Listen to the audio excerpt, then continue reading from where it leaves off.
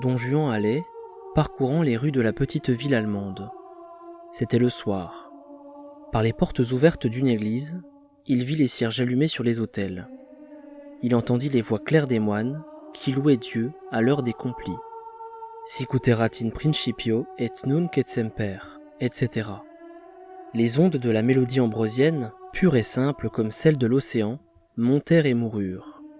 L'office était fini. Les fidèles se dispersèrent autour de Don Juan qui continuait sa promenade solitaire.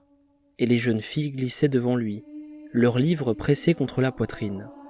Elles regardaient curieusement son grand chapeau à plumes flottantes, son pardessus à revers de soie rouge, son pantalon large, sa sonnante épée battant les dalles.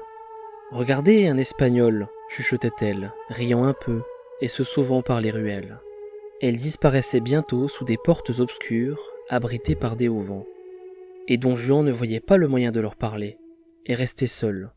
La place de l'église se vidait, et les rues devenaient désertes. Et enfin une vieille femme seule qui avait prié longtemps devant l'autel de Notre-Dame se hâtait de rentrer. Alors Don Juan se mit à jurer et à maudire, et il marchait, fouillant la ville dans tous les sens, et son épée sonnait de plus en plus furieusement sur le pavé. Et il frappait à toutes les fenêtres éclairées. Et il appelait toutes les formes féminines que son rêve lui faisait voir dans le lointain des rues. Mais Don Juan ne trouvait aucune femme à serrer dans ses bras, et la ville devenait noire, et minuit sonnait à tous les clochers. Enfin, il aperçut une lueur. S'étant approché rapidement, il se trouva devant une vitre grillée.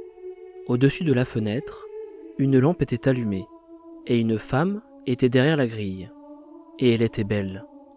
Don Juan s'arrêta au milieu de la rue, et, ôtant son vaste chapeau, salua si profondément que les plumes balayèrent le sol. Et il dit : « Noble dame, permettez-moi de me reposer dans votre maison. Je suis un étranger, un voyageur, et j'ai besoin de réconfort. » La dame ne répondit pas, mais, à la lumière vacillante, il sembla à Don Juan qu'elle souriait. Et, avec plus de force, il se mit à prier, à lui déclarer sa tendresse, à lui promettre les brûlants trésors de son amour. Mais elle ne répondit pas, continua seulement à sourire. Alors, Don Juan, ivre de passion, se rua contre la porte, mais elle était fermée. Il cria vers la grille, mais la femme ne répondit pas.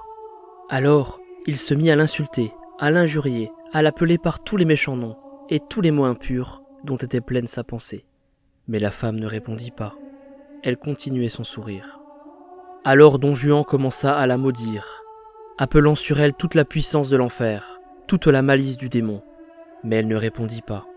Et Don Juan jura plus fort, et il la maudissait par l'archange Saint-Michel, par Saint Jean-Baptiste et par les saints apôtres, et enfin par la Mère de Dieu elle-même. Alors la lampe trembla en jetant une très haute flamme, et, dans cet éclair, Don Juan vit qu'il y avait une image, et non une femme derrière la vitre. L'image d'une femme, de la seule femme pure et sainte parmi les femmes, de la Mère de Dieu. Avec un blasphème, Don Juan s'en alla en chancelant. Mais, à l'heure de la mort, sous l'étreinte terrible, Don Juan ne se repentait de rien, ne se souvenait de rien, à l'exception d'une seule chose qui lui revenait accompagnée d'une angoisse infinie.